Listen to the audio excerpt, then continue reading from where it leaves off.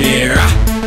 What's up, everybody? It's your favorite Force Ghost, favorite nerd, and today we are looking at the Walgreens exclusive Obi Wan from the Black Series as a Force Ghost. This was given to me by Chuck, who I've begun calling Chuck-a-Buck because I think it sounds cool.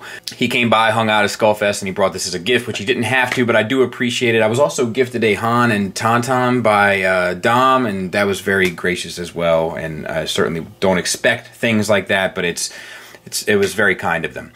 But let's talk about this guy. There's not a whole lot to talk about. There's zero accessories, and it just sort of comes down to paint, which there's a ton of. There is some interesting stuff here. This is more of a simple Sunday sort of deal, so that's probably when I'll put this up. There's good things, there's weird things, and I'm ultimately not sure about this overall, but I appreciate the effort. I do think that it'd be cool if they did an Anakin and a Yoda to kind of go with. Then you could have like a little set. If they just do this guy, I think that's going to be a bit strange. But I guess I could put him on a Hoth display. I don't know. Let's talk about him. So it's the same mold as the Black Series one, but it's an entirely different deco for the most part. The robe is done in this like glittery purple sheer material, which I'm not sure if that was the right choice. I'm not sure if maybe blue, you know, like a sky blue would have been a better choice. But it doesn't look bad. It does kind of feel like it should be worn by a young lady down on South Baltimore Street, if you know what I'm saying. But it is an interesting choice, and it's not terrible. It's not terrible. The hood is like sewn back here. I'm not sure if they did that with the Black Series one. I can't remember, but it's all sewn back here to give it like a little bit of that baggy look, which is pretty cool. The face, it has like a shine to it. There's like a metallic purplish blue underneath some of the skin tones and stuff that comes through, which does kind of work. It does kind of make it seem unworldly, which is interesting. And it's the same with the hair. The eyes are painted very clean. It's still not the digital paint, but we know it's coming. We know it's coming. Ball hinge for the head gets you up to there, down to there, and the swivel. The head is kind of done the same way. The paint is chipping on the hinge there. Just something to be careful of. And then we have this like metallic pearlescent kind of under tunic, and then the same sort of metallic kind of sheen, it seems like, is coming through in the tunic itself. The shoulders are on a disc hinge. They get you all the way up to there and around. No bicep swivel. You get it at the elbow. They get you just about, I'd say that's 90 degrees.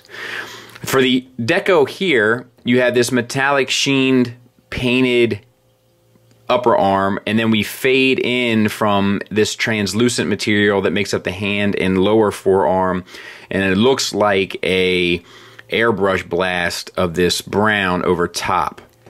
And I'm guessing like this paint here kind of has that same sheen, so I'm guessing this was all done the same way. Same for the other side. Now there is a ball joint here for the waist, but it is stuck.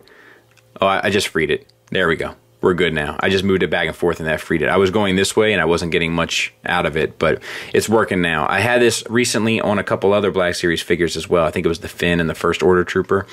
So, First Order Officer, and then the Finn First Order Officer disguise. So the same effect is done here for this floating piece.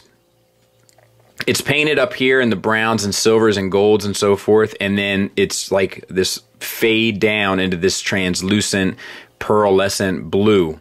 And I think it works. I think they did a surprisingly good job. And then we have T-jointed ball joints for hips. This is all that translucent blue. That's how they did the legs and pelvis. Thigh swivel, double jointed knee, which gets you pretty much the full range if you wanted your action ghost. Ankle tilt, not really anything up, a good bit down, and a rocker.